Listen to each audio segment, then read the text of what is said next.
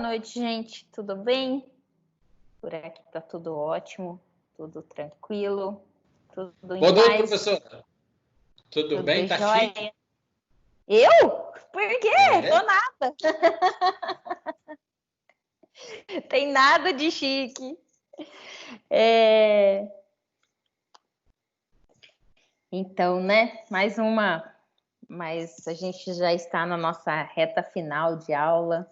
E a gente tem, na verdade, só mais hoje e na próxima semana. E depois aí vocês têm prova. E aí férias, né? Então a gente tem mais contando com hoje, 2 aulas, e aí efetivamente a gente encerra o semestre. Mal começamos, veio essa quarentena, essa coisa de isolamento, né? E cá estamos nós terminando o semestre. Começou de uma forma, digamos, um tanto quanto deturpada, né? Diferente do que a gente esperava, diferente do que a gente gostaria que tivesse sido. Enfim, mas sobrevivemos a um semestre e esperamos que essa fase toda logo passe e que a gente volte a um novo normal da vida, né? Quem sabe semestre que vem estejamos presenciais, né? Não estou acreditando muito não, mas se for melhor e se não colocar nossa vida em riscos, né? Que assim seja. Antes de iniciar a aula de hoje, eu quero ter um professor nosso, do grupo da Unic, professor do Direito. Se Deus quiser, vai ser professor de vocês lá para os últimos semestres, professor de Direito Tributário. Eu gostaria de, antes mesmo de iniciar a matéria e falar, né, de que vocês colocassem orações a ele, né? Ele é um dos professores muito querido e ele está internado, está com Covid e está num quadro agora um pouco mais estável, né? Mas passou em análise de entubamento no final de semana. Então é um caso, não é uma gripezinha, não tem nada de gripezinha. E as últimas notícias é que tem se recuperado, tem se apresentado de forma estável, com a febre diminuindo, menos dores no pulmão, etc. e tal. Mas ainda é um caso delicado, então eu gostaria de pedir a vocês, que pese não conheçam, ou alguns às vezes já até conhecem, né, o professor Django. Ele fez faculdade comigo na Unic, né, nós somos da mesma turma do Direito. E é alguém muito querido, um excelente profissional. Não estou falando isso, não é porque ele está internado. E então, se puderem, né, se creem, né, emanem energias positivas para a recuperação dele. Claro que isso depende da vontade de Papai do Céu, né? E se Papai do Céu assim o permitir. Mas eu gostaria de pedir a energia positiva de vocês nesses momentos. Quanto mais energia positiva a gente tem e recebe, melhor para restabelecer, certo? Bom, vamos lá, hoje nós vamos falar, a nossa revisão hoje vai ser sobre pessoa física e pessoa jurídica, né? E aí, vou deixar para a nossa última aula, na semana que vem, a gente vai falar sobre bens. Antes de iniciar o assunto, eu tenho que adverti-los que a aula está sendo gravada, já está sendo gravada, né? Então, se vocês assim entenderem por bem, mantenham a câmera de vocês desligadas e não deixem de usar o microfone, me interrompam, perguntam o que tem que perguntar, né? Se eu souber, eu vou dirimir a questão, senão eu vou estudar e na próxima aula eu tento resolver, certo? No mais, gente, sejam todos muito bem-vindos à nossa aula de hoje, né? Fiquei com saudade de vocês, já que segunda-feira nós não nos encontramos, mesmo que aqui virtualmente, né? Mas fica aí já o meu abraço, hein? Deixa eu compartilhar, então, a tela aqui, para a gente começar essa nossa aula. Todo mundo está vendo a minha tela? Sim.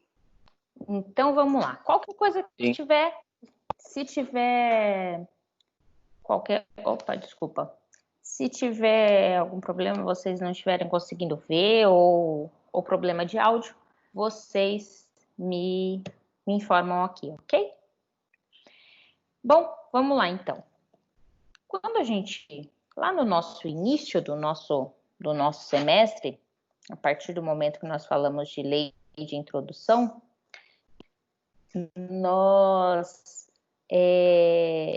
iniciamos efetivamente o direito civil, né?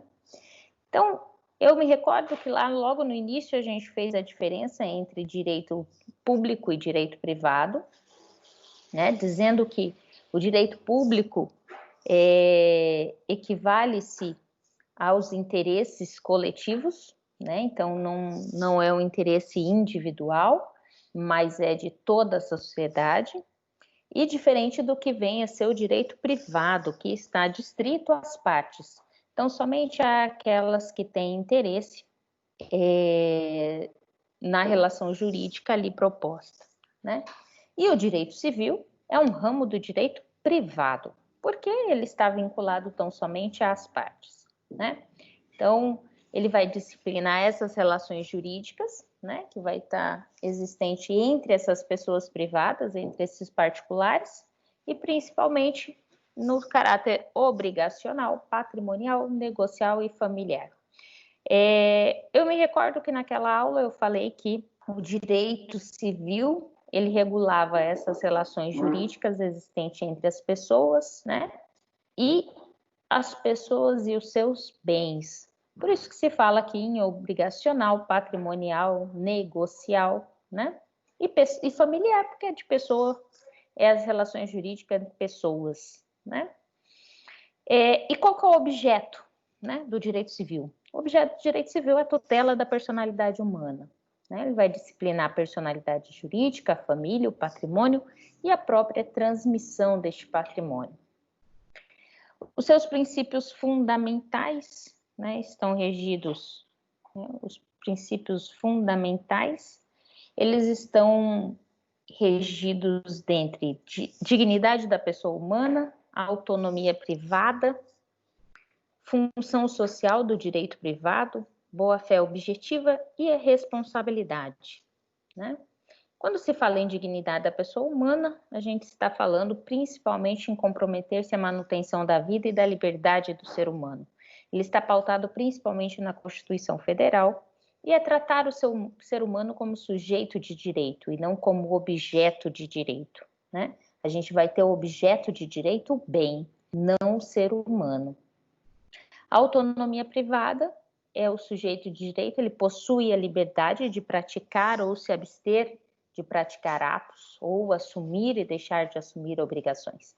Essa autonomia privada está no seu direito de escolha, né? De fazer ou deixar de fazer, de assumir ou deixar de assumir uma obrigação.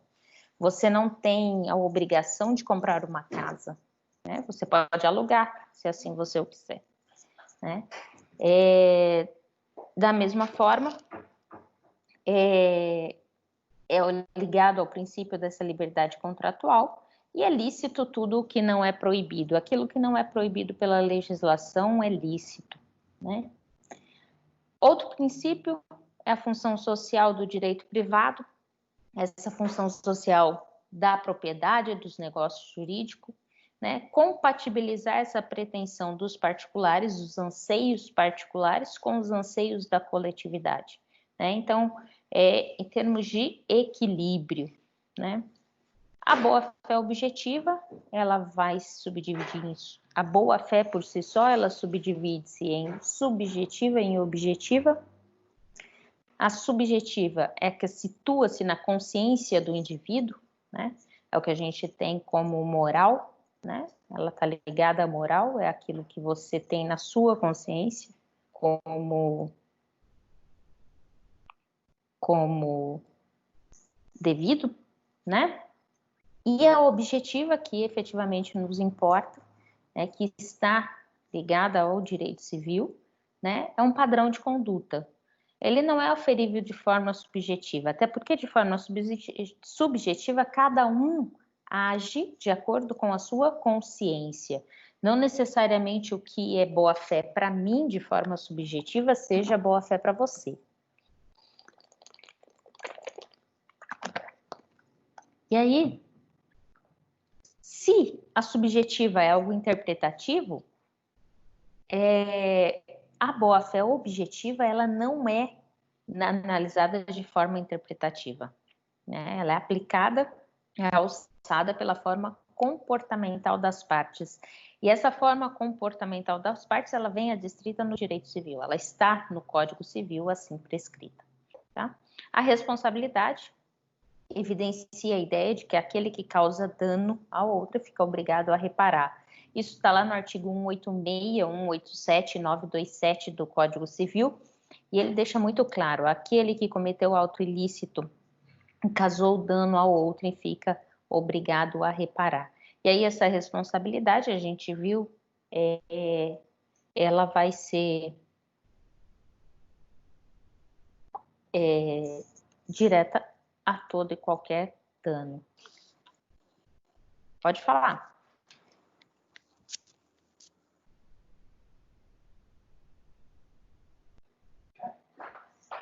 Alguém chamou? Eu ouvi o microfone aberto. Alguém quer perguntar alguma coisa? Qualquer coisa vocês chamam, tá? É porque eu tô na tela do computador, eu não consigo nem me ver na câmera, tá? E aí qualquer coisa vocês chamam que eu não consigo identificar. Bom, o Código Civil, a gente falou logo lá no início, né? Ele vai se subdividir em estrutura e conteúdo. Então, a parte geral das pessoas, dos bens, é a parte que faz específica à nossa matéria, né? Dos fatos jurídicos, partes especiais, dividido em obrigações, empresa, coisa, família e sucessões. Como princípios básicos, socialidade, eticidade e operabilidade, prevalência dos valores coletivos sobre os individuais, em termos de socialidade, né? A estrutura voltada aos interesses sociais, aqui está vinculado à função social da propriedade, né? A eticidade, ela prioriza a equidade, a boa-fé, a justa causa, né? Tudo aquilo que vem critério ético, tá?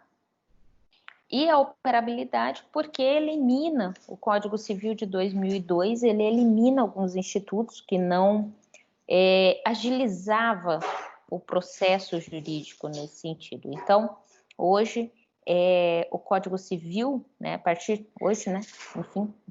de 2002, o Código Civil, ele elimina alguns institutos e cria outros no sentido de operacionalizar melhor, né, esse direito civil.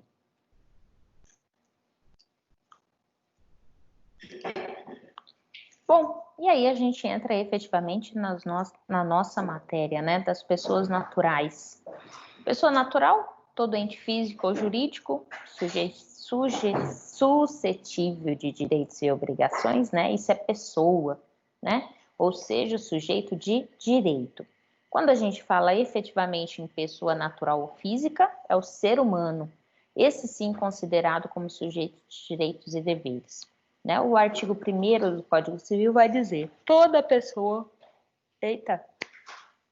é capaz de direitos e deveres na ordem civil. Né? O que está vinculado a essa pessoa, né? A ela contrair, né, ser sujeito de direitos e deveres? Está vinculada à relação jurídica, que é a relação da vida social. E essa relação, sim, é regulada pelo direito. Né? O sujeito da relação jurídica é sempre o ser humano na condição de ente social. Tá? Então, mesmo quando a gente falar em pessoa jurídica enquanto sujeito de direitos e obrigações, mas ela está na representatividade de um ser humano, tá bom? Personalidade, né?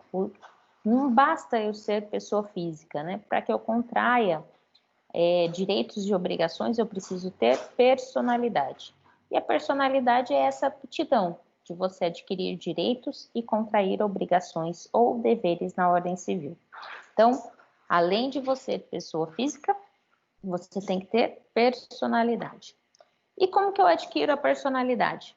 A personalidade, diz o direito, a gente tem duas teorias. A teoria adotada pelo direito brasileiro, pelo Código Civil, a teoria natalista, e é a que diz que a personalidade vai iniciar com o nascimento com vida.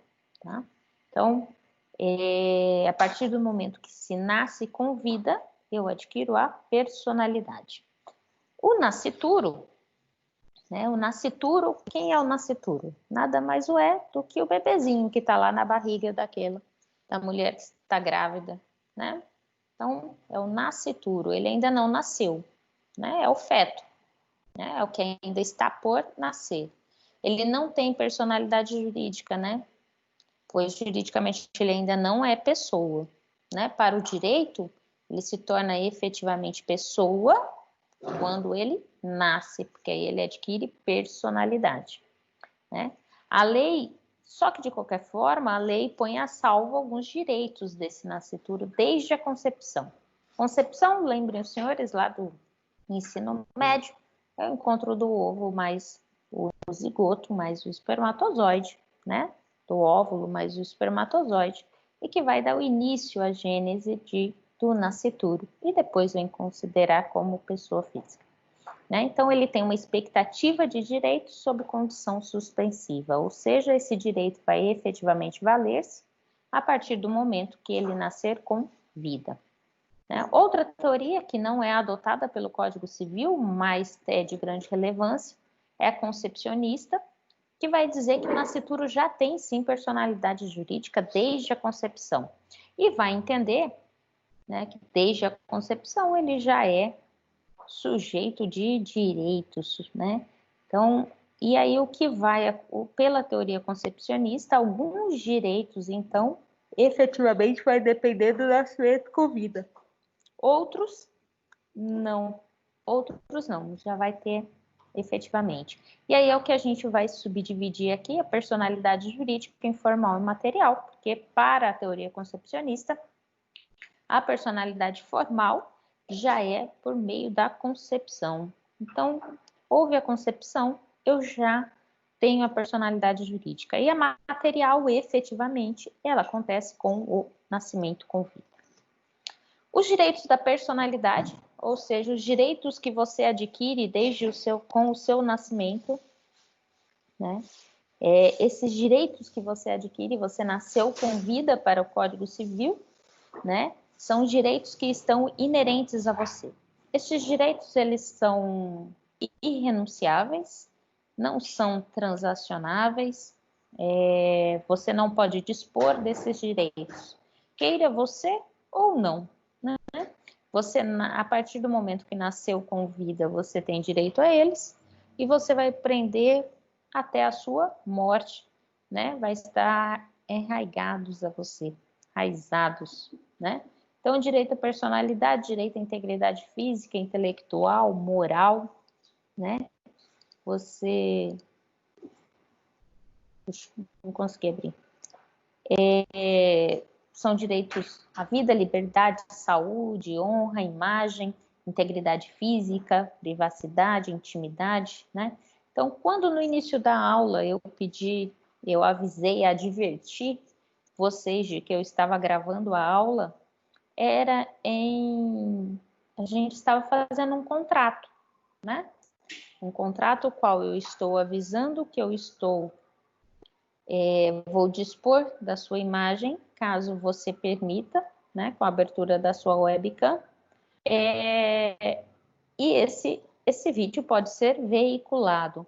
É claro que os vídeos de vocês, eles estão como não listados no YouTube, ou seja, só aqueles que têm o link pode efetivamente ter acesso, né? Mas quando eu os adverto desta forma, nós estamos fazendo um acordo, um contrato. Então, quando você abre a sua webcam, você está me dando o direito de veicular sua imagem, né? E esses direitos, eles não vão acabar, só vai ser disposto a partir da sua morte. Pois bem, quais são as características, né, desses direitos? Algumas delas eu já falei, mas eles são intransmissíveis, você não vai transmitir, né? Você não vai ceder.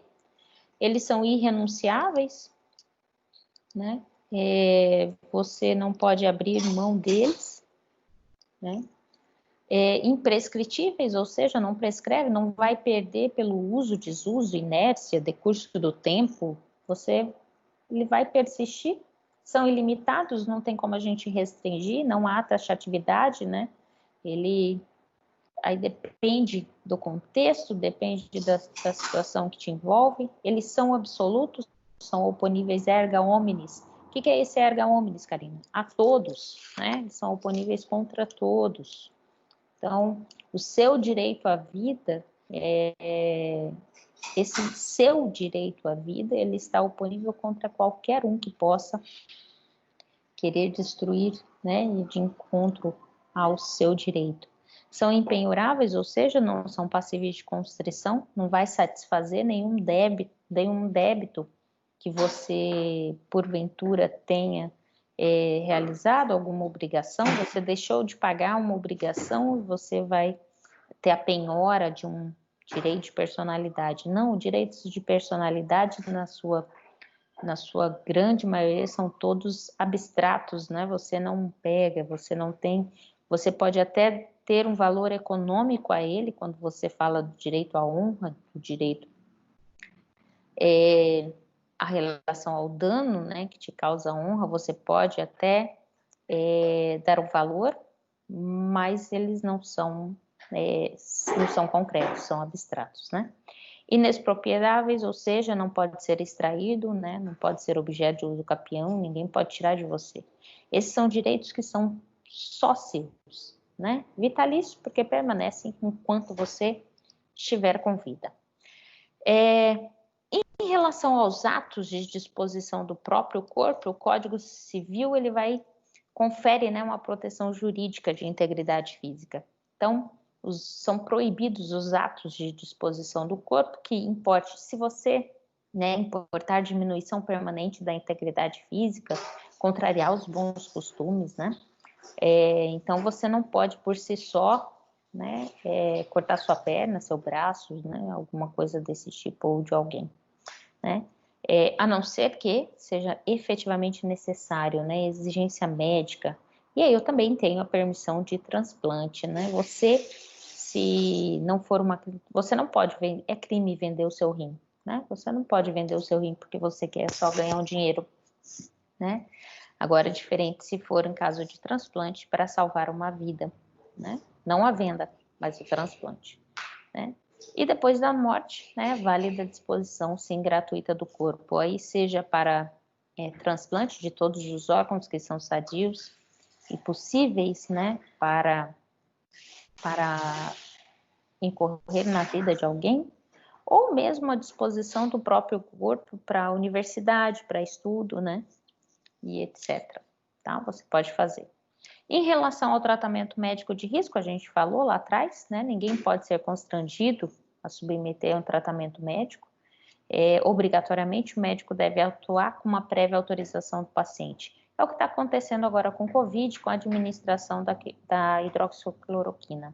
Para que o médico utilize de tal medicamento, deve ele fazer a ressalva e você assinar a autorização, né, para que ele administre tal medicamento em você. Assim como pacientes de câncer que queiram deixar de fazer quimioterapia, né? Eles assinam um termo e pronto, e a administração da medicação só cabe a eles, né? Em relação à personalidade, a gente tem capacidade, né, de individualizar essa personalidade. Então, o seu nome faz com que você seja individualizado, né? Não só isso, é claro que internamente, se a gente pensar em meios biológicos, químicos e físicos, você é um ser único, mas isso também não faz você mais importante que o outro, porque o outro também é um ser único, né? Então, é só uma forma de se ver, né? Então, O fato de você ser único, ser especial, isso não quer dizer que você seja mais importante, né? Você seja melhor ou pior que o outro. Não, nós não somos iguais, nós somos desiguais, né? Mas nós utilizamos da equidade, né? Então, um equilíbrio. Para essa individualização, o nome a gente tem os elementos, que é o prenome, o patronímio e o agnômio. O prenome é o seu primeiro nome, o patronímio é o sobrenome, é o apelido familiar, né? E o agnômio são aqueles detalhes para distinguir dentro da família. Então, júnior, neto, sobrinho, né?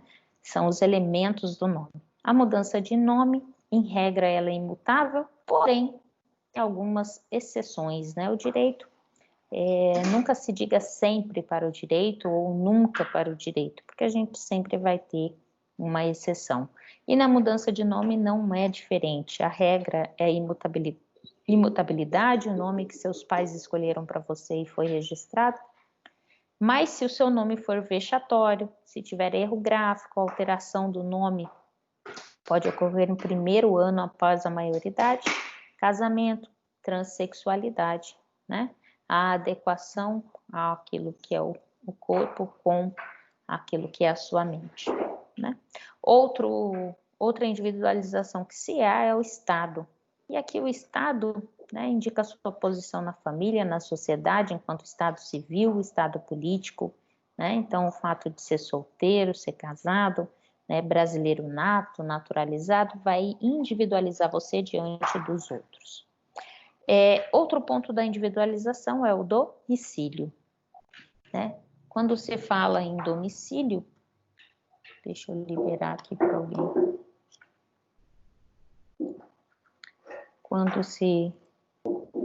Quando a gente fala em domicílio, é o local em que o indivíduo, né, ele responde por suas obrigações, onde ele estabelece como sede principal da sua residência, dos seus negócios, né, como a sede jurídica. Então, essa seria, em termos jurídicos, seria a matriz, né, do seu escritório, né.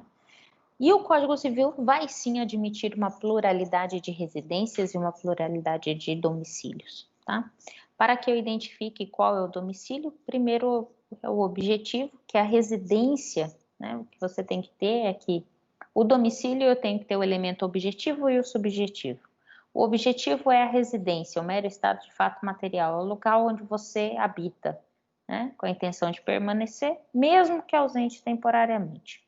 Agora, o subjetivo é o ânimo definitivo, aquele local, aquela residência a qual você efetivamente escolheu como modo permanente. Quando eu tenho a residência com esse ânimo definitivo, eu tenho o domicílio.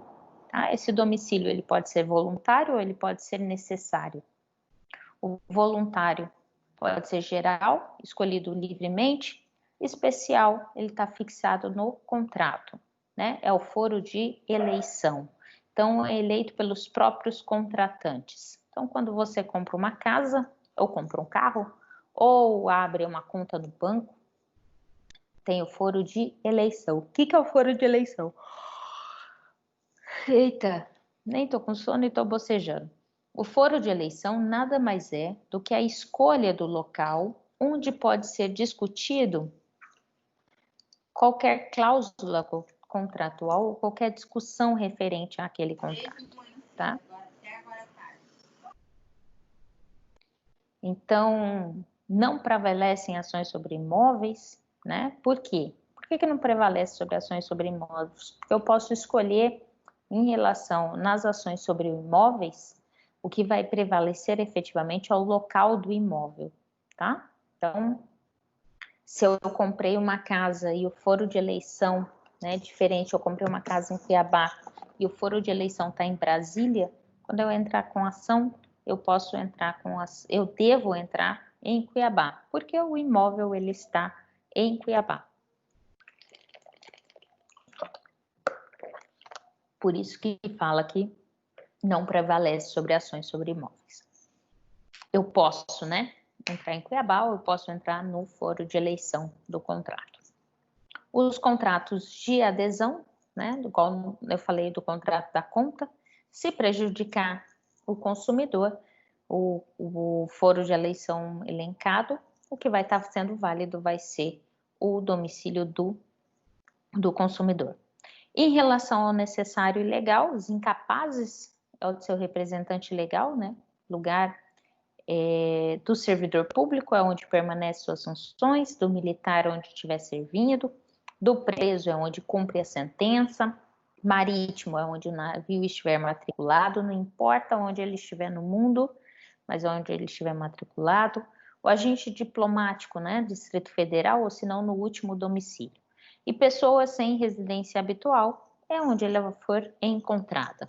Né? O fim da personalidade, quando que acaba a personalidade? Né? Com a morte real, ou seja, morte física, né? Com ou sem corpo. Né? Mas a morte, ela finda a personalidade, finda o seu direito de personalidade, finda a sua capacidade. A morte presumida, eu não tenho corpo, né? Mas algumas situações me levam a crer na morte, então a gente tem a ausência. Professora, é só o que tá travando ou tem mais gente travando aí? Não entendi. É só o meu que tá travando, eu não consigo ver o slide. Já saí e entrei 2 vezes. Eu não sei. O meu também tá parado no primeiro, que é o olhinho lá, a introdução. Eu também. Eita, uai, vocês não falam nada? Eu já tô no slide. Eu não consigo ver a senhora.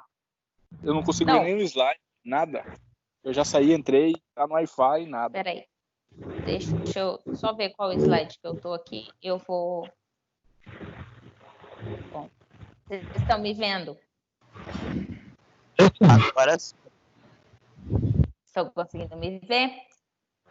Então, vamos lá, eu vou colocar o slide de novo, tá bom? Poxa.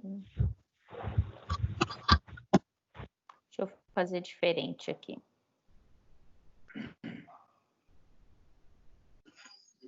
Vou carregar o PowerPoint pro Teams, aí vamos ver se para de travar. Mas vocês não falam nada, para mim tá tudo certo, viu?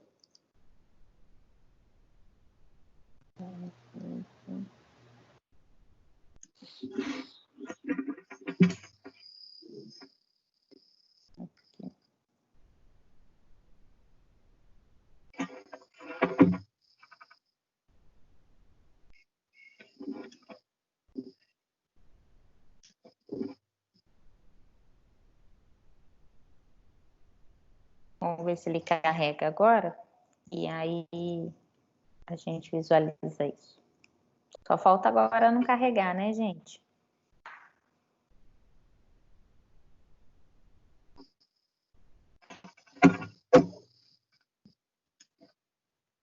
Professora, eu queria que a senhora vai lançar esse vídeo aula no portal. Eu tô pensando em assistir depois. Não tá travando muito.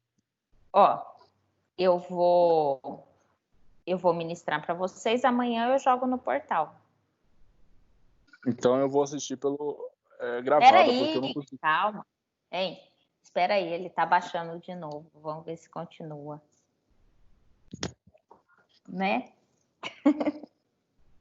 Deixa eu aproveitar e tirar foto aqui enquanto ele está descarregando.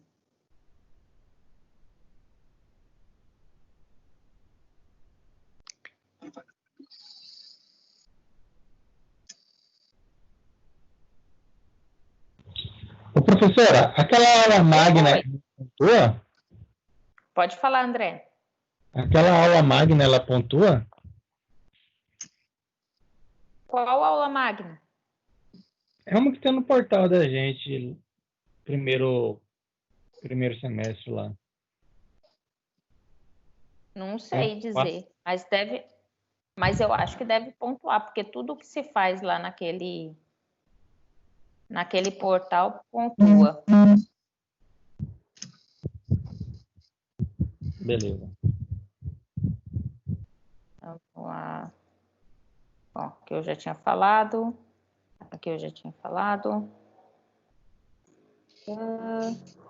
Aqui também. Eu estava aqui. Tá todo mundo vendo? Sim. Sim. Todo mundo voltou, certo? Então tá. Então vamos lá. Agora até eu tô me vendo. Eu estava olhando de outra forma e aí eu nem estava me enxergando. Deixa eu bater aqui.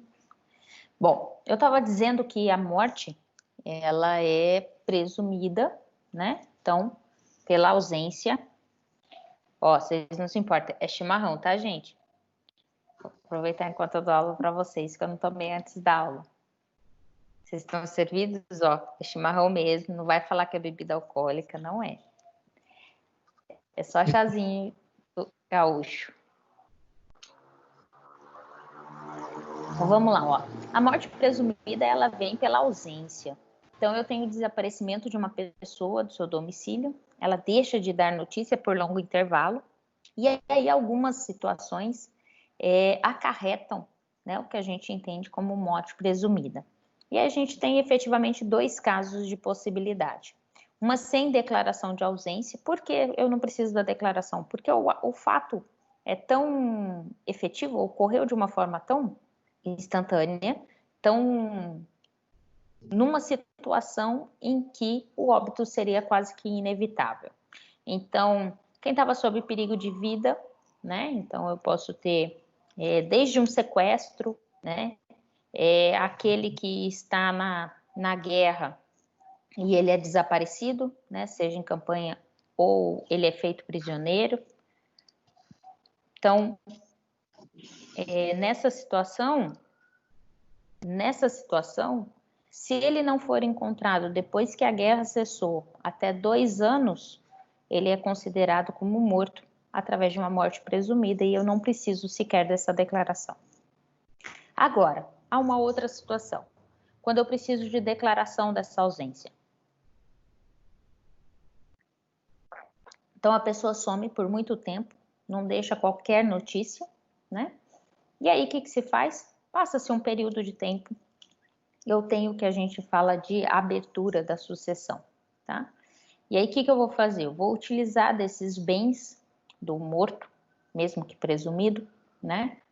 E vou fazer vou repartir esses bens, que a gente vai chamar de sucessão provisória, tá? Então, num primeiro momento, identifica-se alguém que a gente vai chamar de curador dos bens desse ausente, ele que vai administrar os bens. Isso o faz mediante autorização judicial, tudo acompanhado via judicial, tá? E aí se tem, num segundo momento, uma sucessão provisória, ou seja, a abertura desse inventário efetivo, e aí você dá uma posse dos bens do ausente aos seus herdeiros. Então, os herdeiros podem efetivamente usar esses bens. Dispor não pode no sentido de alienar, tá? Eu não posso vender ainda. Porque eu só tenho a posse, eu não tenho propriedade, né? E a sucessão definitiva, aí sim, os herdeiros vão adquirir essas propriedades dos bens, né? E o ausente, por sua vez, vai ser declarado morto, né? Qual é o efeito jurídico disso, né? Ele vai gerar os efeitos patrimoniais e alguns pessoais. Por que patrimoniais? Porque eu vou estar dividindo esses bens para os seus herdeiros, né? E os pessoais, porque vai ter o atestado de óbito, perde a personalidade, perde a capacidade civil. E aí eu tenho o Código Civil de 1916, ele tratava ainda da morte civil, né? Que tratava da perda dessa capacidade civil, mas em vida ainda.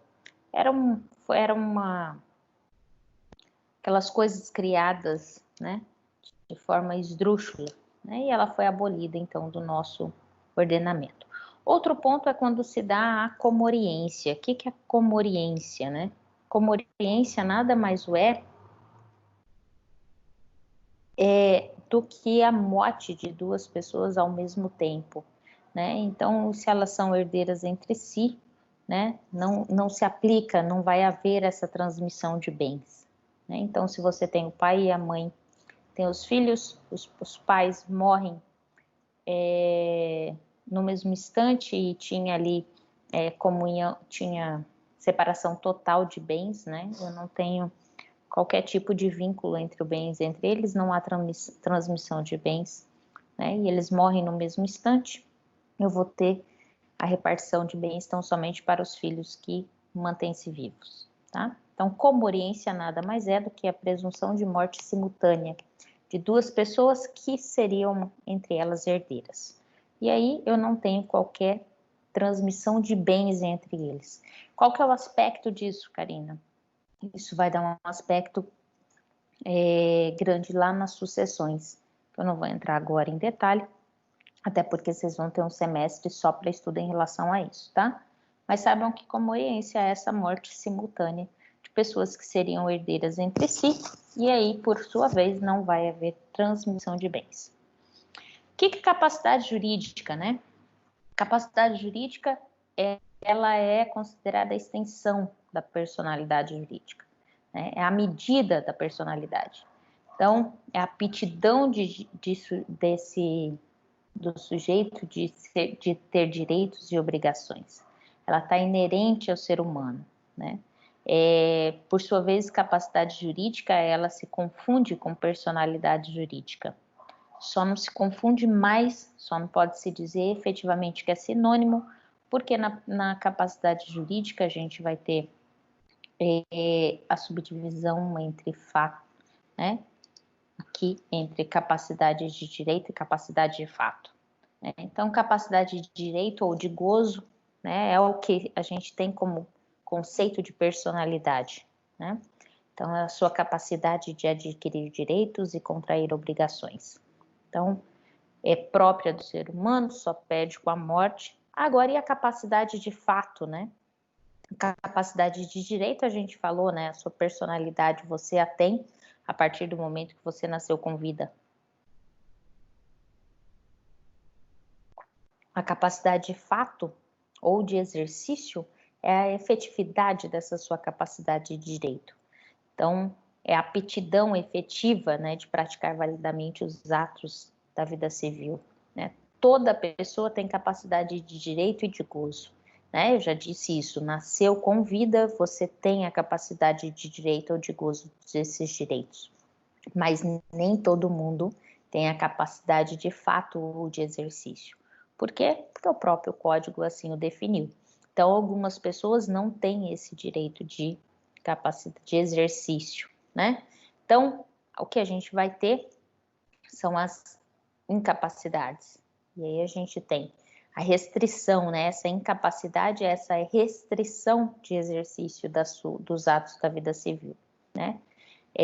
As incapacidades, elas são referentes à capacidade de fato, né? E não à capacidade de direito, porque a capacidade de direito está inerente a cada um de nós. E aí, a princípio, o Código de 2002, ele dizia que incapacidade absoluta, ele estava entre os menores de 16 anos, os menores impúberes, os que, por enfermidade ou deficiência mental, não tivessem necessário discernimento, ou os que, mesmo que por causa transitória, não puderem exprimir da vontade. Aqui, o que vai acontecer? Ó, o item 2 aqui, o inciso 2 do artigo, se vocês abrirem o Código Civil de vocês, ele foi revogado. Ele foi revogado pela lei do deficiente, né? E aí, dizendo, lá a lei, ela vem e fala que eles não são mais considerados pela incapacidade absoluta, tá? Assim como os excepcionais aqui sem desenvolvimento mental completo, né? Eles passam a ser individualizados e regidos não pelo Código Civil, mas pela legislação própria, tá? Eu coloquei aqui só no sentido de adverti-los quanto a isso, porque se vocês pegarem um Código Civil que não esteja atualizado, eles vão constar no artigo. Se pegarem já o código efetivamente atualizado, já vai fazer menção à legislação, tá? Então, os menores de 16 anos são os menores que a gente chama de menores impúberes, né? Tem incapacidade absoluta, ou seja, não tem essa capacidade de fato ou de exercício. E aqueles que não puderem exprimir sua vontade, estejam em coma, por exemplo, né? Quem vai responder, alguém vai estar respondendo por eles, e a gente vai saber quem é daqui a pouco. A incapacidade relativa são entre os 16 e 18 anos, ébrios habituais, viciados em tóxico, né? Os deficientes mentais aqui têm o discernimento reduzido, não cabe mais, tá? E os excepcionais também não cabe mais. Então, eu tenho aqui o inciso 2, né, em relação à incapacidade absoluta, e o 2 e o 4 que são alterados em decorrência da legislação de deficiência, tá? E os pródigos. Em relação à capacidade dos índios, eu já falei lá na nossa primeira aula em relação a isso, ela é regulada por uma legislação especial, quem cuida efetivamente dos índios é a FUNAI, tá? Eu tenho alguns modos de suprir essa incapacidade, em que eu possa ter o exercício de fato ou de exercício, mesmo estando numa daquelas situações, seja de capacidade absoluta, seja de incapacidade relativa. Então, a representação, né, eu posso ser representado ou eu posso ser assistido, né? Então, a representação, ela é necessária, ela é necessária aos absolutamente incapazes. Essa incapacidade absoluta, ela acarreta a proibição total pelo incapaz do exercício de direito, mas o representante ele vai responder por esse absolutamente incapaz. Se ele não estiver representado, né, seja por pais, tutores, curadores, vai acarretar a nulidade do ato. Esse ato é nulo. O ato cometido por ele, né, o exercício dessa capacidade, ela é nula. Por que ela é nula? Né? Porque eu posso, na verdade eu não posso, né? Eu não tenho como suprimir essa nulidade obrigatoriamente, tá? Então ele é nulo de pleno direito, eu não tenho como... professora, tudo bem, mas e aí agora o pai está presente? Não, teria que estar no momento adequado, tá?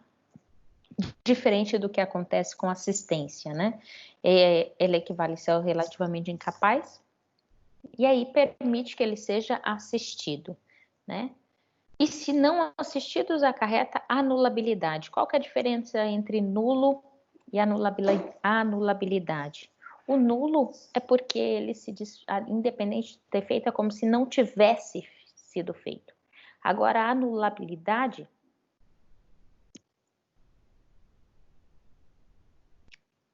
se o ato foi feito sem a presença da assistência, do tutor, curador, eu posso sanar esse defeito, tá? Eu posso sanar, faltou uma assinatura, né, do tutor, do curador, ou mesmo do pai, faltou assinatura. Eu posso sanar isso com a assinatura deles. Isso é o ser anulável. O nulo, mesmo que a posteriori eu venha querer colocar a assinatura dos pais, não é mais válido.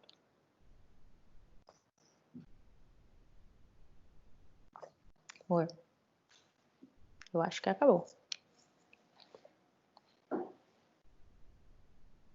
Ou tá duro.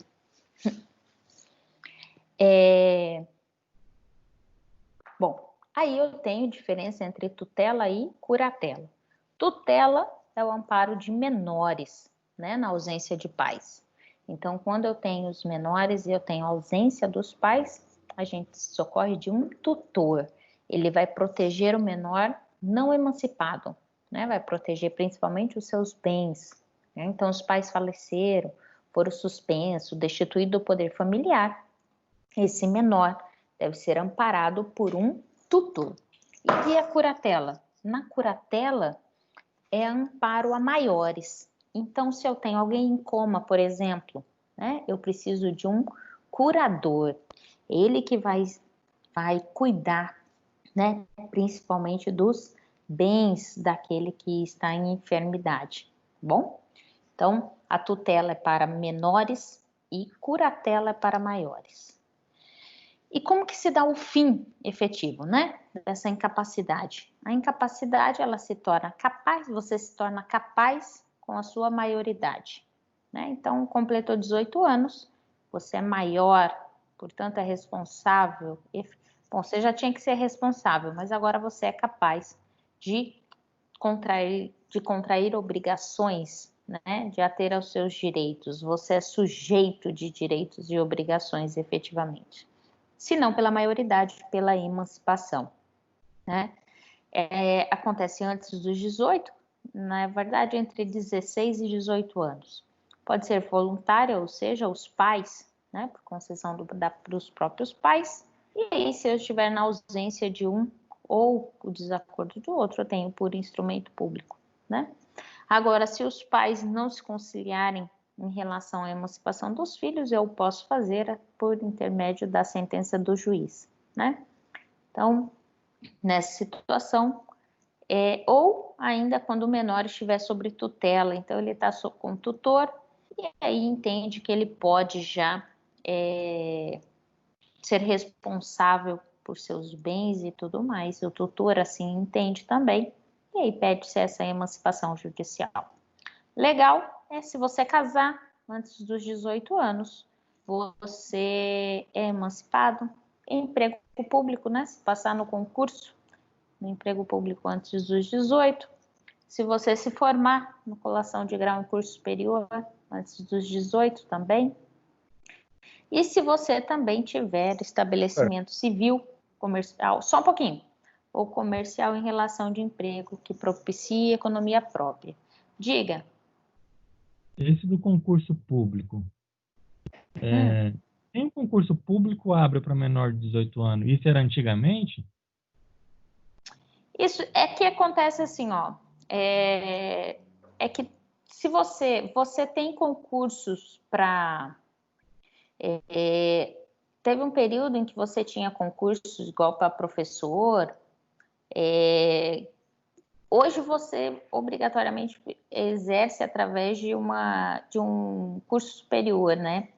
Mas lá atrás, o curso de ensino médio, ele era diferenciado e te propiciava, né, um concurso público mesmo para professor até antes dos 18, né? Então, em algumas situações, ou aquele que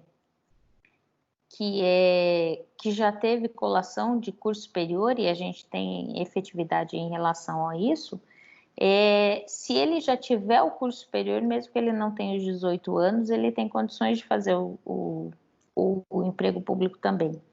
Mas hoje a sua raridade em relação ao emprego público se tratar de concurso. Agora, quando a gente fala em emprego público, a gente está falando de duas coisas diferentes, né? Não aqui, o emprego público ele não é a mesma coisa do que servidor público, tá? Então, eu posso ter um emprego público sem o concurso. Por que isso? O servidor público, ele está relacionado ao estatuto, né? Ele é estatutário. E o emprego público, ele está vinculado à CLT. Então, a CLT permite que você possa ser trabalhador, empregado, a partir dos seus 16 anos. Tá? Então, se esse emprego for público, ele já te dá o exercício de emancipação. Professora? Oi? É porque, assim, até para emprego público, o edital, ele... foi o concurso também, né? O edital, ele geralmente vai vir com 18. E eu te perguntar o seguinte, uma pessoa com 16 anos, ela pode receber uma portaria e aí entrar no serviço público? Ou alguma lei veda dela receber uma portaria? O que você quer me dizer com receber uma portaria? Portarias que deputados dão, vereadores. Você está dizendo... você está me dizendo se ele pode exercer um cargo comissionado. É isso? Porque daí entraria no serviço público e aí poderia ser emancipado com menos de 18 anos. Então, o que vai determinar em relação ao concurso, porque você pode dizer assim, professora, mas o concurso vai limitar a idade. ele vai limitar a idade de acordo com o cargo a ser exercido, tá? O comissionamento.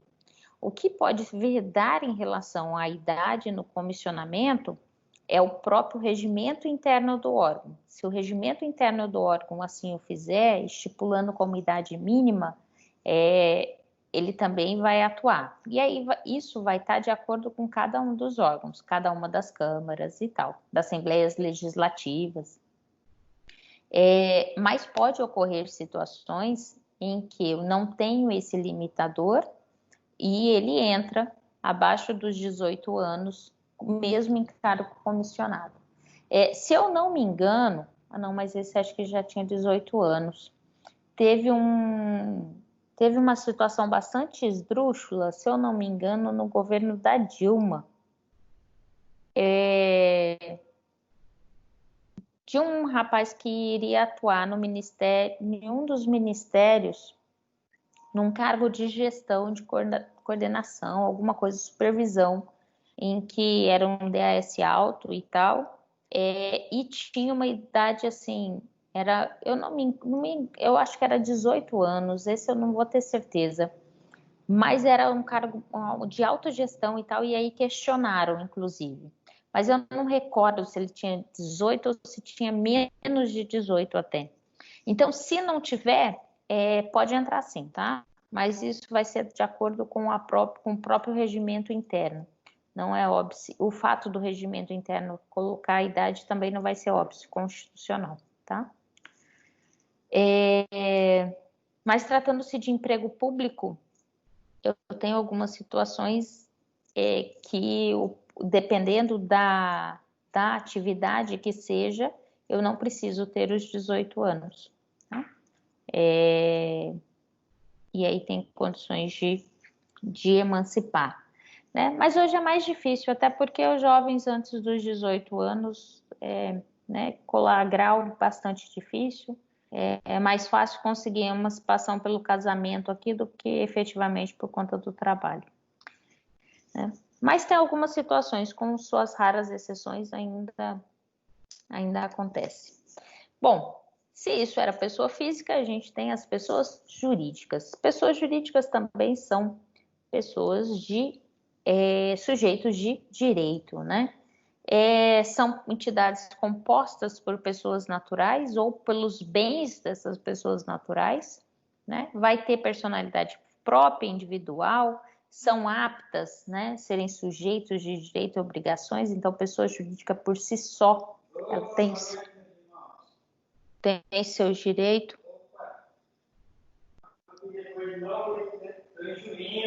E obrigações.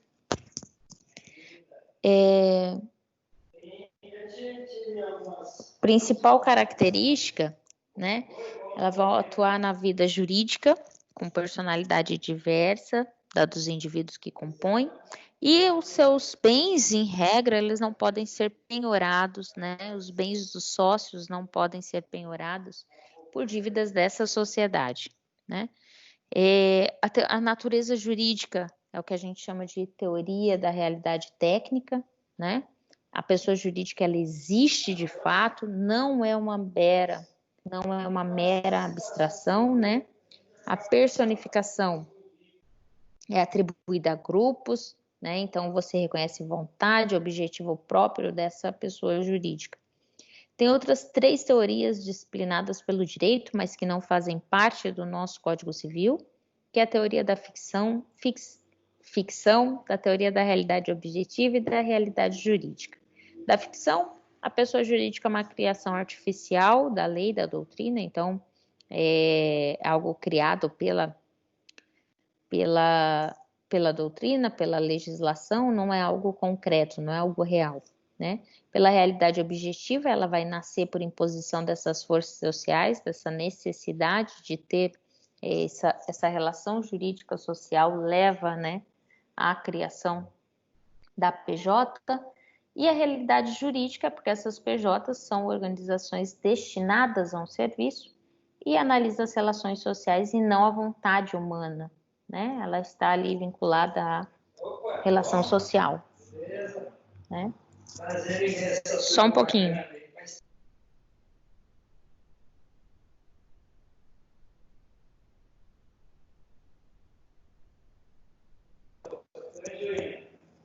né? E aí vamos seguir, né? A classificação em relação à pessoa jurídica, quanto à nacionalidade, ela vai ser nacional ou estrangeira, ou ela vai estar aqui, nacional porque está aqui, estrangeira porque está fora, né? A estrutura interna de corporação ou fundação, então, na corporação, conjunto de pessoas, né, que vai coletivamente vai gozar de certos direitos, e na fundação está mais relacionada ao patrimônio, né? A fundação enquanto patrimônio, um patrimônio personalizado, né? A pessoa jurídica, ela pode ser de direito público ou de direito privado. Direito público interno, é o que está aqui, né? Dentro do território brasileiro, então a União, estados, municípios, autarquias, fundações públicas, né? E externos, porque trata-se de estados estrangeiros, né? Estados aqui no sentido de países, a ONU, Mercosul. E em relação ao direito privado, né, está vinculada às partes, aos particulares, então você tem as fundações públicas de direito privado, as fundações particulares, organizações religiosas, partido político, associação, sociedade simples ou empresária, né? As fundações públicas de direito público, ela é instituída diretamente por uma lei específica, e se for de direito privado, ela é instituída por ato do próprio Poder Executivo, mas é autorizada por lei específica, tá? Então, essa é a diferença entre fundação de direito público e fundação de direito privado. Como que se constitui, né, a pessoa jurídica? A princípio, ela já exige uma pluralidade de pessoas ou de bens, né, uma finalidade específica, ela tem que ter uma finalidade certa, objetiva, né? O requisito para a existência dessa pessoa jurídica é a vontade de criar, a vontade humana criadora, que a gente vai chamar de affectio societatis, né? Então, é a intenção de criar essa entidade distinta dos seus membros, as distintas do seu próprio capital. Tem que ter observância dessas condições legais, então, tem o ato constitutivo, os estatutos, no caso das associações, contrato social em relação à sociedade simples empresária, e escritura pública ou testamento em caso de fundações. E outra coisa, além de elaborar esses atos constitutivos, eu preciso fazer o registro desses atos, né? Então, eu preciso se for necessário precidir a autorização do Estado, eu faço antes do registro, né? Concessão, né? Cemitério, por exemplo, né? Tanto se fala cemitério, funerária. Eu preciso primeiro de uma autorização do Estado para depois fazer o exercício, né? Para fazer o registro deste ato. A existência de pessoa jurídica de direito privado efetivamente começa com o registro. Se a existência da pessoa física, efetivamente ela começa, né? A capacidade da pessoa física, ela se dá com o nascimento com vida, né? Da pessoa jurídica ocorre com o registro, tá? E outra coisa, né, gente, o objeto que vai dispor dessa pessoa jurídica deve ser lícito, né? Então, aqui obrigatoriamente tem que ser um objeto lícito. E como é que se dissolve, né? Ela nasce, a gente falou que a pessoa física, ela perde tudo com a morte, né? Ela se dissolve com a morte. E a pessoa jurídica? A dissolução é um ato declaratório. As partes declaram, os sócios declaram. Eita! Seja porque os sócios assim efetivamente o querem, seja por decisão do Poder Judiciário, né, ou outra autoridade. E a finalidade é de cessar as atividades, de zerar as atividades, né?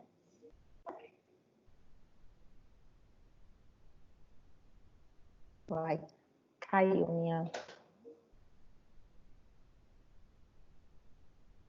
Deixa eu entrar. Oi, gente. Todo mundo me vendo e me vendo aqui? Sim. Sim. É porque deu uma tela preta aqui para mim e diz que estamos tentando te reconectar à reunião. Mas vamos lá, estamos quase acabando. Faltam 5 slides. E aí eu libero vocês por hoje. Senão a gente vai falar tudo hoje e aí vai ficar muito cansado. Quantas horas já?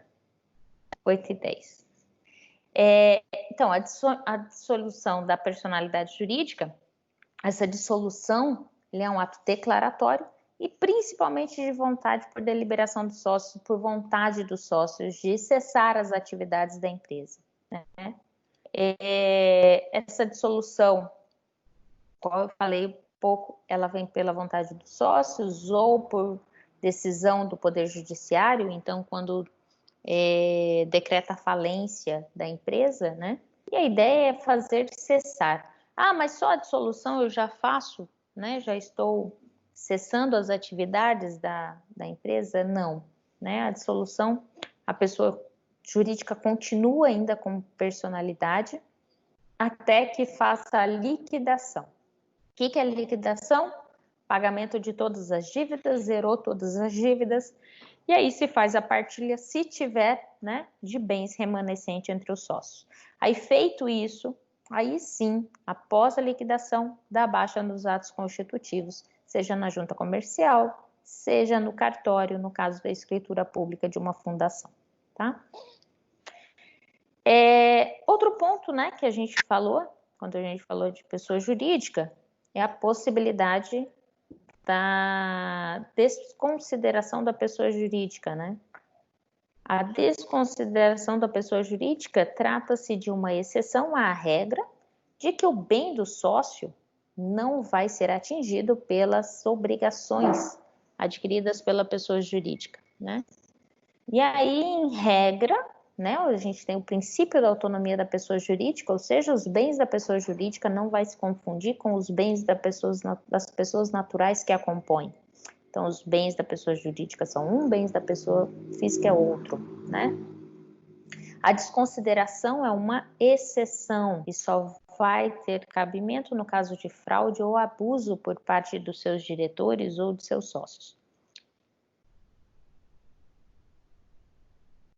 Aqui vai estender aos bens dos sócios ou de seus administradores a execução dessas dívidas contraídas pela pessoa jurídica, tá? A desconsideração da pessoa jurídica, ela nasce, né, tem a sua gênese, seu princípio lá no direito do consumidor, tá? Em que, para que tivesse satisfeito os seus créditos, né, os consumidores atingissem os bens da pessoa jurídica, né, as obrigações contraídas pelas pessoas jurídicas, tá? E de lá trouxe aqui para o direito civil, né, e tem aplicação no direito do trabalho também, com algumas ressalvas.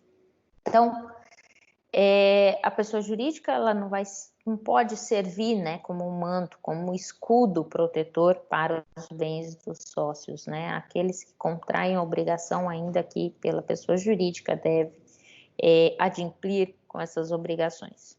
Então, quem que pode se socorrer de tal instituto, né? Quem vai se socorrer de tal instituto?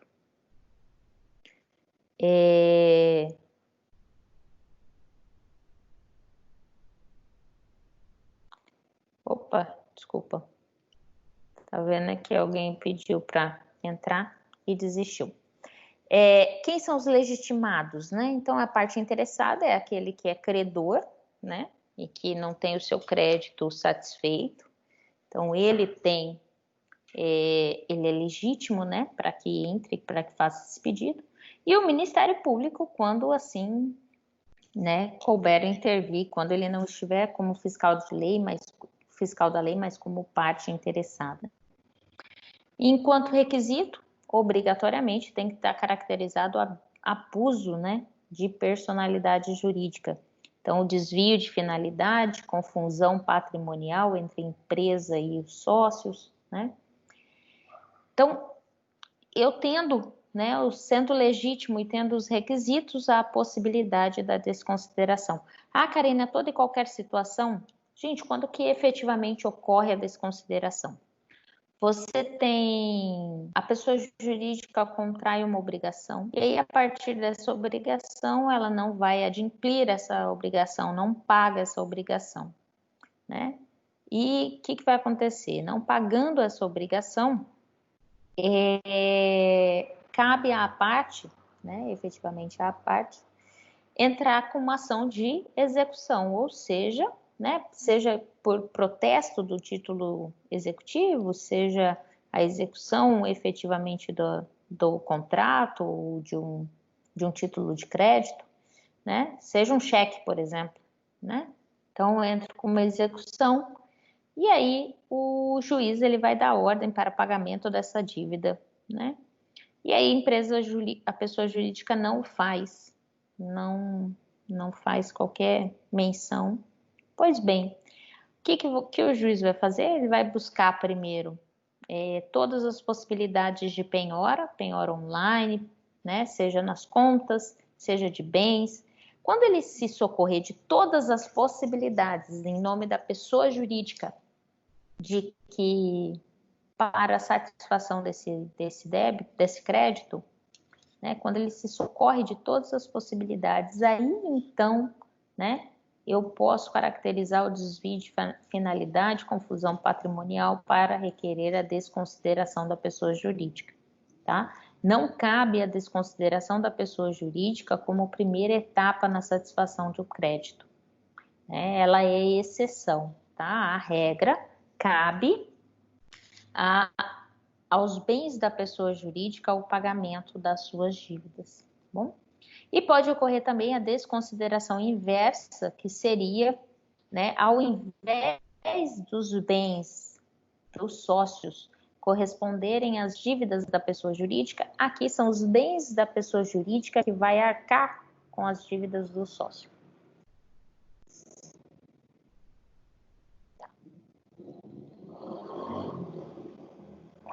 Mas quando que vai efetivamente acontecer isso?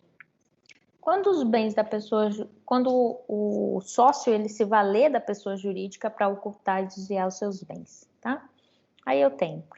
Mas olha, eu com 17 para 18 anos de advocacia, eu não tive nenhuma situação, eu não vi, nem em outros processos, a desconsideração inversa. É muito mais difícil de você identificar isso.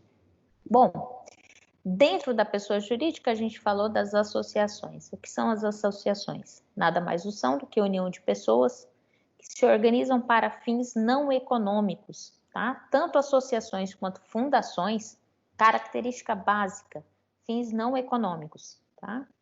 A Constituição garante a liberdade de associação, desde que seja para fins lícitos, né?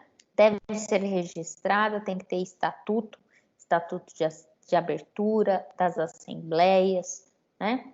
Característica, não persegue lucro, inexistência de direitos e obrigações recíprocas entre os associados, né? Pode ter objetivos altruístico, científico, artístico, beneficente, religioso, cultural. É uma ampla lista de possibilidades para uma associação, né? Para a exclusão do associado, a gente já falou em aulas pretéritas, obrigatoriamente tem que ter justa causa, né? Essa justa causa deve estar declinada no termo do estatuto, né? Deve ter um procedimento que vai assegurar ampla defesa e o contraditório, então aquele que está sendo ali excluído da associação, ele tem que ter ampla defesa, né? Deve contradizer todos os argumentos que estão sendo dirigidos a ele. Então, uma vez realizado esse procedimento, né, desde que previsto no estatuto, pode ser excluído da associação, mas somente por justa causa. O que é a justa causa? Né? Incorrer em algum dano, né, para a associação que esteja previsto no estatuto, né? É o que a gente tem, né, fazendo uma analogia, mutatis mutandis, né, mudando o que tem que mudar, com o direito do trabalho, quando se fala em rescisão do contrato por justa causa, né? Você comete uma falta grave, né? E aqui também não é diferente. Intransmissibilidade, ou seja, em regra, você não pode transmitir o seu status de associado para outro, né? A não ser que efetivamente o estatuto assim o permita.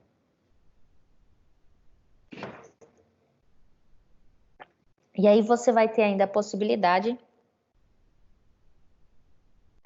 dos associados que têm, que são minorias, se eles se juntarem, 20% desses associados pode convocar qualquer órgão deliberativo, tá? Obrigatoriamente, eu preciso estar com 20% desses associados. Não é aqui em casa não, hein, gente? É na rua esse funk.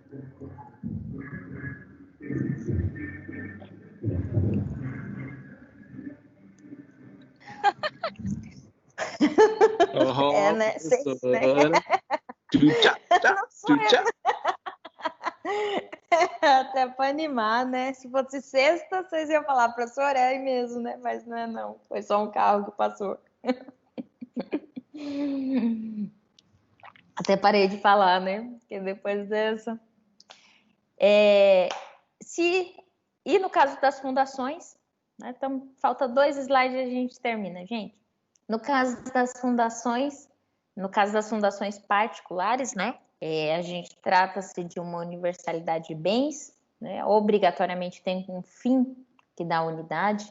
Então, eu preciso do patrimônio e tem que ter um objetivo que ele é imutável. Então, a partir da criação dessa fundação, não se altera o objetivo dela, tá? Da mesma forma que as associações não vão visar lucro, né? Diferente da associação que é por estatuto, na caso da fundação é por escritura pública ou por testamento, tá?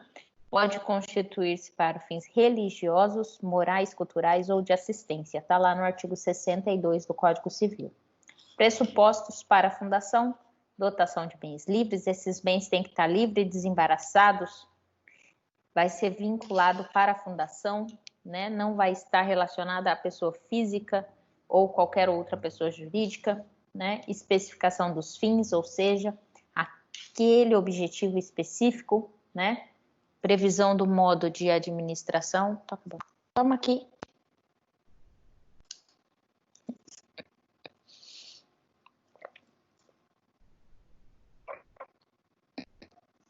Espera aí que meu marido veio buscar o chimarrão.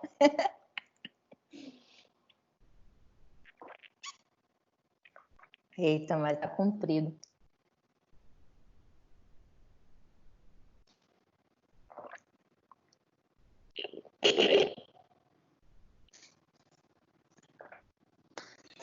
Mas barbaridade, como marrom nesse calor.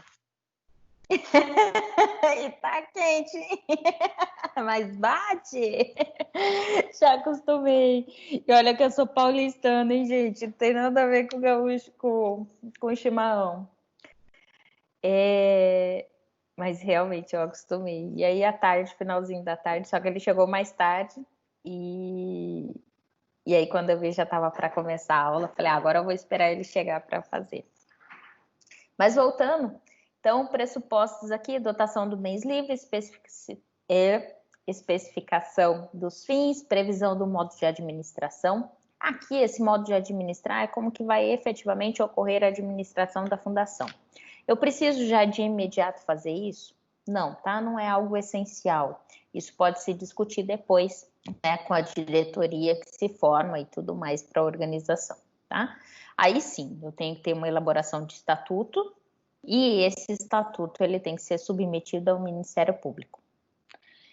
Até porque a fundação ela é fiscalizada pelos membros do Ministério Público, tá? E o registro aqui também, o nascimento dessa pessoa da fundação se dá com o registro dos estatutos, né? No registro civil, no cartório de registro civil. Característica, bens inalienáveis, empenhoráveis, né? Para que eu possa dispor dos bens obrigatoriamente com autorização judicial e consulta do Ministério Público, tá? Os estatutos são as leis básicas da fundação, né? Então, eu crio através de escritura pública, tá? Mas o seu regimento interno é através de um estatuto. Os administradores devem prestar conta ao Ministério Público Estadual, onde essa fundação ela é criada, e aqui não há que se falar em sócios, tá? O término, se essa fundação, né, o fim o fim, né, o objeto dela, né, qual o objetivo dessa fundação se tornar ilícito, né, ou não tem mais condições de fazer, é impossível, ou já é inútil, não serve para nada, né? Ou ainda, se a fundação, principalmente por testamento, às vezes vem com prazo específico, né, é uma data pré-estabelecida, venceu esse prazo, acaba-se com a fundação, tá? O domicílio dessas pessoas jurídicas também há uma individualização, né? Se o domicílio das pessoas físicas caracteriza uma individualização, o domicílio da pessoa jurídica também. No caso dos entes federativos, União, Estados, municípios, né? Então, União, Distrito Federal, o Estado e território, as respectivas capitais, município, lugar onde funciona a administração municipal, então onde está a prefeitura, né? E em relação às demais pessoas jurídicas, em regra, é onde eles elegerem esse domicílio especial, né, no estatuto ou nos atos constitutivos, né? Tratando-se de uma matriz e filiais, geralmente entende-se como domicílio, né, da pessoa jurídica matriz e não as filiais, né? Na falta de um domicílio especial, né, a matriz, entenda os senhores, que é a parte da empresa qual eu tenho uma administração geral de tudo isso, né? Na falta do domicílio especial, lugar onde se funcionam, né? Onde funciona a diretoria, a administração. E se tiver vários estabelecimentos, né? Cada um deles é considerado domicílio para atos que estão ali praticados. Então, se tem uma loja que atua em Cuiabá, né? Todos os atos praticados por ela em Cuiabá vai ser ali o seu domicílio, tá? Se praticar em Chapada, vai estar lá o domicílio em Chapada, né? E se a administração ou diretoria tiver sede no estrangeiro, é o lugar que foi estabelecido no Brasil, que ela corresponder. Então, se ela estiver no estrangeiro, mas tiver que seja um escritório em São Paulo, a gente vai considerar como São Paulo. Senhores, acho que por hoje, em termos de assunto, nós ficamos por aqui. Alguma dúvida, alguma coisa que eu possa sanar, alguma coisa que vocês queiram que eu comente a respeito da matéria? Ou tá tudo certo? Tranquilo, professor. Professor? Oi, Karina. Doutora? Professora? Oi? Peraí. Oi. Chamou. Tem que disponibilizar os slides junto com a aula amanhã, por favor? Os slides eu posso disponibilizar até agora pelo WhatsApp, eu já disponibilizo. A aula, amanhã eu me comprometo a colocar no AVA, tá?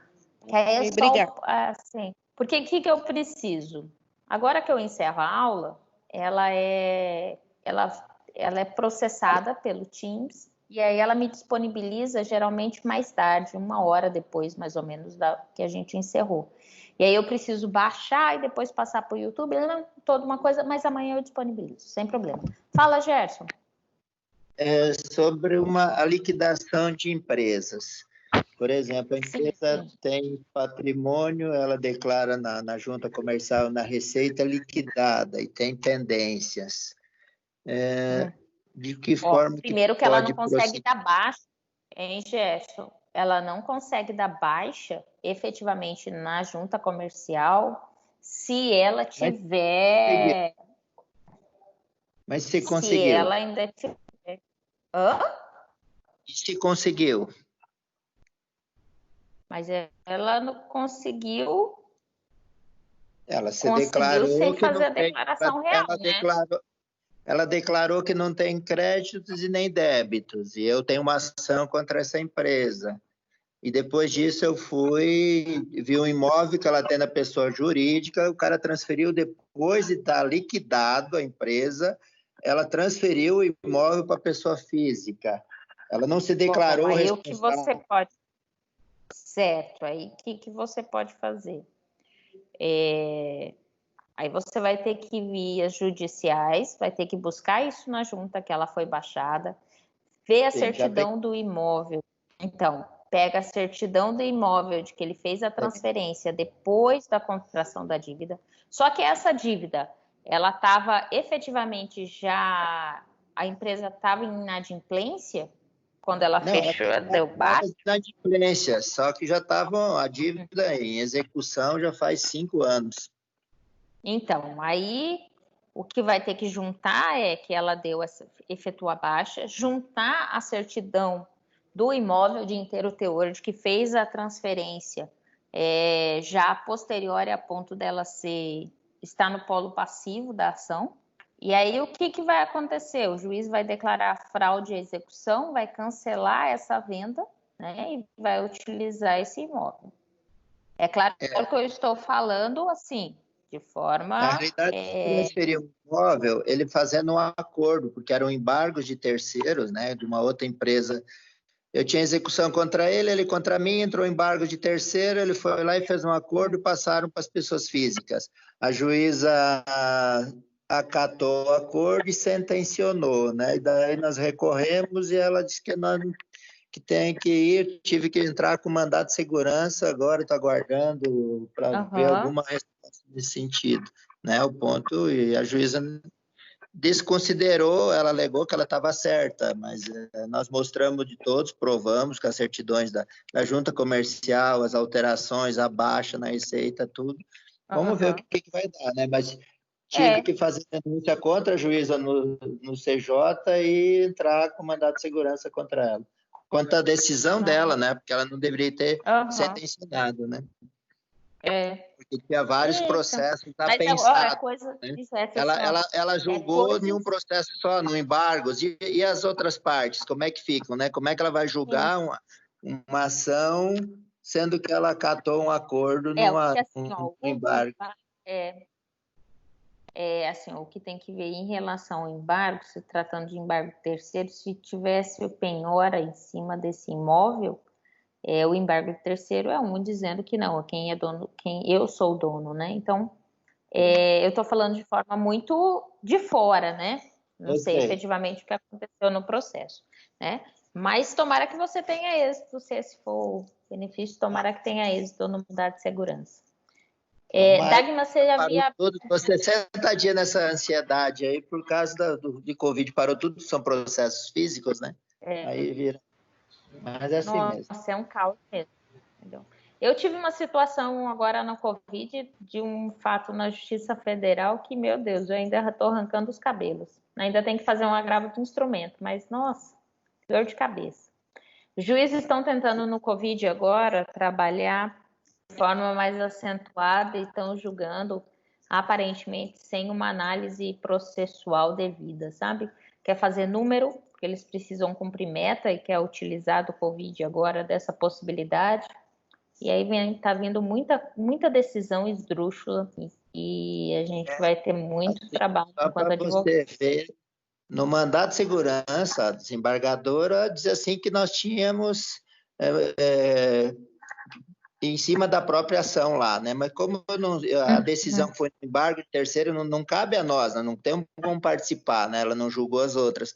Aí entramos com recurso, agora essa semana ela posicionou a juíza, cobrando a juíza para ela se ratificar ou se explicar com 5 dias. Amanhã vem 5 dias dela lá no mandado de segurança para ver o que ela vai falar sobre a decisão dela, né?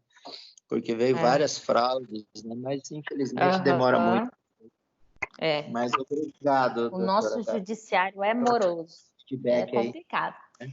Não, depois você me fala, que aí eu quero acompanhar. E falo sim, tá? Depois eu trocar uma ideia aí. Se você quiser, eu te mando só para você dar uma acompanhada para mim ver lá alguma coisa, até não parecer alguma coisa, tá? Pode sim. Pode sim, eu estou no grupo na sala, depois você me manda particular. Tá, chamo lá, obrigado. Obrigada eu. Oi, Dagmar, você abriu seu microfone? Boa noite, Oi, professora, estou aqui. Diga. Não, é que eu achei que você tivesse aberto seu microfone para fazer alguma pergunta ou falar alguma coisa. Ah, tá. Na hora que você perguntou se estava tudo certo, eu ia falar que estava tudo certo e nada resolvido. Está tudo certo. Tudo certo e nada resolvido, né? Não, então eu vou corrigir sua frase. A gente tem que ser sempre positivo. Então, tá tudo certo, tá tudo resolvido, querendo ou não. Com certeza. É igual a gente falar assim, se melhorar estraga. Não, se melhorar fica melhor ainda. Né? Se melhorar, fica melhor. Né? Gente, então, um super beijo, um abraço da Tia Cacá aqui e até a próxima segunda com a nossa última aula. Tenham todos uma boa noite, uma ótima semana e até segunda-feira que vem. Fui! Deu o trem para eu encerrar. Tchau, gente. Qualquer coisa é só falar comigo lá pelo WhatsApp ou por onde vocês quiserem conversar comigo, não tem problema não, pelas redes sociais. Estou à disposição, tá bom? Até mais, gente. Abração. Tchau.